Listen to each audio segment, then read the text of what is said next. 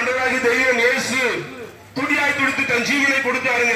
ஏதோ சாதாரண ஜீவன் கொடுக்கல, மனு கொடுத்ததுக்காக இந்த பூமியில வாழ்கிற வாழப்போகுது எல்லா பாட்சியும் எல்லா மொழியும் வாழ்கிற ஜனங்களுக்காக ஒரே ஒரு தெய்வம் ஜீவனை கொடுத்தாருங்க. முழு உலகத்துக்காக ஒரே ஒரு தெய்வம் ஜீவனை கொடுத்தவர் ஆண்டவராகிய இயேசு கிறிஸ்து.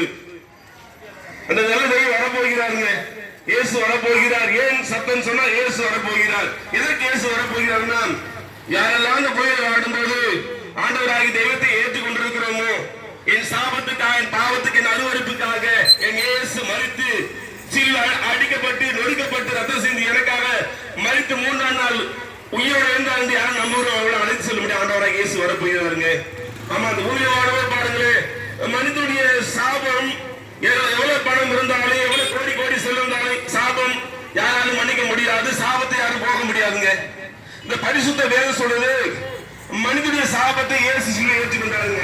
இந்த முடிவு உலகத்துல வாழ்கிற எல்லா மனிதனுடைய சாபத்தை ஆண்டவராகிய தெய்வம் ஏற்றுக்கொண்டார். பாருங்க, அநேக உறவுகள் சொந்தமாக இருக்கு. பாருங்க, அநேக குடும்பங்களை தொடர்ந்து சாபம் தலைமுறை தொடர்ந்து கொண்டே இருக்கு. அது முடிவு இல்லாம குடும்பத்தை சாபம் இருந்து கொண்டே இருக்கும். அதுக்கு முடிவே இருக்கு. ஆனா சாபத்தை ஏற்றுக்கொள்ள முடியும். ஆண்டவராகிய இயேசு கிறிஸ்து சிலுவையில் நமக்காக எல்லாவற்றையும் ஏற்றுக்கொண்டு சாபத்தை ஏற்றுக்கொண்டாருங்க.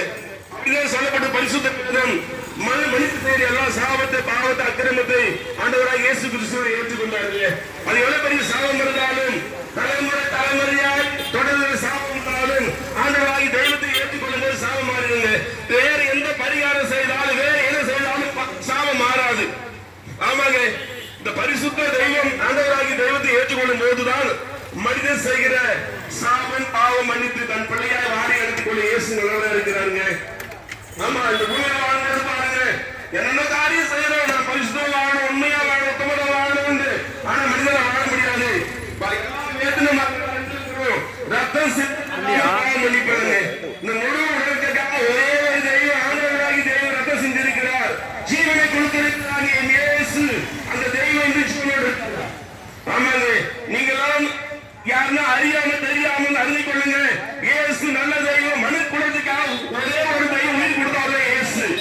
ஆமா, மனு குலத்துக்காக உயிர் கொடுத்த ஒரே ஒரு தெய்வம் இயேசுங்க.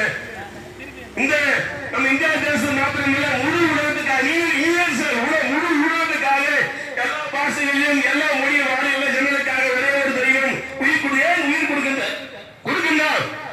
சாபம் ஆட வேண்டும், ரத்தம் சிந்தப்பட வேண்டும். யார் ஆண்டவராகிய இயேசு ரத்தம் சிந்த முழு உலகத்துக்காக அந்த தெய்வங்களை தேடி வந்திருக்கிறார். ஒருவேளை நீங்க அறியாம தெரியாம அறிந்து கொள்ளுங்க. என் இயேசு வாழ வைக்கிறவர், இயேசு சமாதானம் தருகிறவர், இயேசு சந்தோஷம் தருகிறவர். அந்த இயேசு வரப்போகிறார். அதுக்காக சத்தம் மாறவில்லை. இயேசு வரப்போகிறார். இந்த சத்தத்தை கேட்டு அன்பு தாப்பனமாக தமிழ்நாடு தகச்சியாக என் உறவுகளை சொல்லுங்களே, இயேசு வரப்போய் இயேசு வருவதற்கு முன்பாக வாழ்க்கையில வாழ்ந்து இடம் கொடுத்து பாருங்க. நைட்டு செக் பண்ணி பாருங்க. இயேசுவான் கூப்பிட்டு பாருங்க, இயேசு வந்துடுவாருங்க. ஆமா, மனுக்குலத்தை மேற்க முடியாத ஆண்டவராகிய தெய்வம் நம்ம தேடி வந்திருக்கிறார். இயேசு ஏற்றுக்கொள்ளும் போது பாருங்க, 60, 70, 80 வயது இந்த மனிதனுடைய ஆயுஷ் நாட்கு முடிந்த பிறகு எல்லா மனிதனும் கண்டிப்பா நிச்சயம் மரணம் உண்டுங்க. இந்த பூமியில வாழும்போது 70 ஆண்டு 80 ஆண்டு முடிந்த பிறகு மனிதனுக்கு நிச்சயமா மரணம் உண்டு. மரணத்துக்கு பின்பு ஒரு வாழ்வு உண்டுங்க. மனிதனோட வாழ்வு மண்ணோடு மண் போற வாழ்வு அல்ல. மனிதனுக்கு ஒரு நித்திய வாழ்வு, மோட்ச வாழ்வு உண்டு. அந்த வாழ்வுக்கு வரணும் பூமியில வாழும்போது ஆண்டவராக இயேசு ஏற்றுக்கொள்ளும் போது மாத்திரம்தாங்க. வேற எந்த பரிகாரம் செய்தாலும் வேற எந்த காரியம் செய்தாலும் மனிதனுக்கு மோட்ச வாழ்வு இல்லை.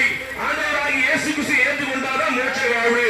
அதற்காக ஆண்டவராகி தெய்வம் இந்த பூமியில வந்து மனிதன் மண்ணோடு மண் போகக்கூடாது, மனிதன் பாவம் செய்து அக்கிரமம் செய்து மண்ணோடு மண் போகக்கூடாது, மனிதனை மீட்க முடியாது, மனிதனுக்கு மறுவாய் தர முடியாது. ஆண்டவராக இயேசு கிறிஸ்து சாபமானார்.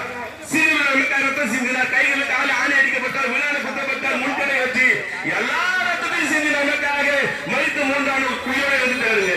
அந்த தெய்வம் வரப்போகிறார். அதற்கான செய்தி பாருங்க, ஆண்டவராகி தெய்வம் வரப்போகிறார். அன்பு உறவுகளே, சொந்தங்களே, ஏதோ ஒரு சாதாரண சத்தம் வந்து இந்த சத்தத்தை அசட்டை பண்ணாதீங்க. இயேசு மெய் தெய்வம் வரப்போகிறார். மனு குலத்துக்காக ஜீவன் கொடுத்த தெய்வம் இயேசு வரப்போகிறார். இயேசு வரப்போகிறார். அதுக்கான சத்தம். ஆமா, இந்த உயிரை வாடும்போது ஆண்டவராக இயேசு கிறிஸ்துவை ஏற்றுக்கொள்ளும் போது மாத்திரம் நித்திய வாழ்வு, மோட்ச வாழ்வு, வைகுண்ட வாழ்வு. இயேசு ஏற்றுக்கொள்ளாமல் போனால் எவ்வளவு பெரிய சொத்து சேர்த்து வைத்தாலும் எவ்வளவு ஆசி அந்தஸ்து இருந்தாலும் யாருமே மோட்ச வாழ்வு, நித்திய வாழ்வு, வைகுண்ட செல்ல முடியாது. ஏன்னா இயேசுவே வழி, சத்தியம் ஜீவனமா இருக்கிறாரு பாருங்க. ஆமாங்க, இயேசுதான் வழியை உண்டு பண்ணி வைத்திருக்கிறார். தன் ஜீவனை கொடுத்து அன்பு வெளிப்படுத்தினார் பாருங்க. அந்த அன்புள்ள தெய்வத்தை இந்த ராத்திரியால நீங்க பிரச்சனை இருக்கிறீங்களா, கண்ணீரோடு இருக்கிறீங்களா, வேதனோடு இருக்கிறீங்களா, உங்க வாயை விட்டு சொல்ல முடியாத பிரச்சனை இருக்கிறீங்களா, வாயை விட்டு இயேசுவோட சொல்லி பாருங்க. நிச்சயமாக சத்தியமாக விடுதலை உண்டுங்க. அது யாரா இருந்தாலும் எந்த